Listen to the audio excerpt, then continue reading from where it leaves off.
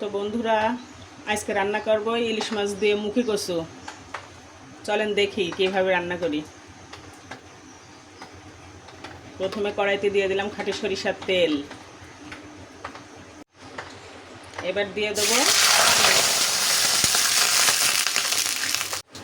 বন্ধু, আমার এখানে মশলা ব্লেন্ডার করা আছে, সেটা দিয়ে দিলাম। এর ভিতরে দিয়ে দিলাম পরিমাণ মতো লবণ, পরিমাণ মতো হলুদের গুঁড়া।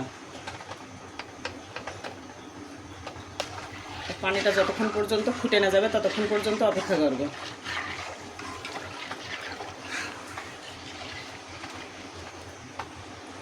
বন্ধুরা, আমি মুখি কচু যখন এইভাবে সেদ্ধ করে নিয়ে আগে বেছে নিয়ে রান্না করি, তখন আমি এইভাবেই রান্না করি।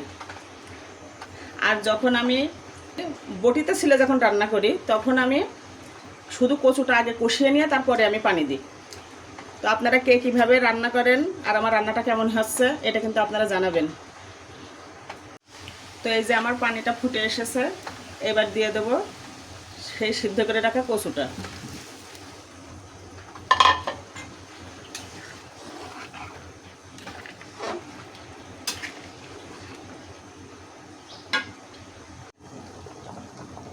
তো বন্ধুরা, এই যে ইলিশ মাছটা আমি কেটে নিয়েছিলাম, সেই ইলিশ মাছটা আমি কচুর জন্য যে ধরনের মশলাটা করেছিলাম সেই মশলাটা দিয়েছিলাম, দিয়ে আমি আগের থেকে জাল দিয়ে রেখেছিলাম। এবার সেই মাছটা এই কচুর ভিতরে দিয়ে দেব।